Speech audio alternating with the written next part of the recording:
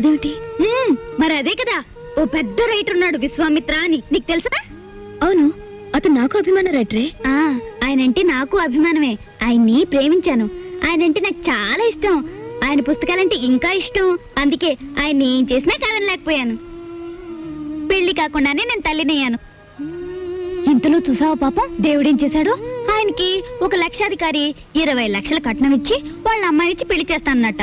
వాళ్ళ అమ్మా నాన్న ఆ అమ్మాయిని చేసుకుని పట్టుబట్టారట. అందుకని ఆయన నా దగ్గరకు వచ్చి నేను ఆ అమ్మాయిని పెళ్లి చేసుకుంటాను, నిన్ను ఉంచుకుంటానే అన్నాడు. నేనెందుకు చెప్పండి బాబు ఆ పిల్ల జీవితంలో అడ్డు? బాగుంటదా ఏమండి? అందుకే నేను ఆయన అడిగాను, మీది న్యాయమే, కానీ నేను ఒక మాట అడుగుతాను, మీరు ఒప్పుకుంటారా అని. నేను మాత్రం మీకు అడ్డురాను, మీరు ఆ అమ్మాయిని చేసుకోండి, కానీ మీరు చచ్చిపోయినట్టు నేను బొట్టు చెరిపేసుకుంటాను అన్నాను. అందుకు ఆయన ఏమన్నాడు తెలుసా? అది తప్పు, చీచి, నువ్వు చెరుపుకోకూడదు, నేనే చెరిపేస్తానని చెరిపేసి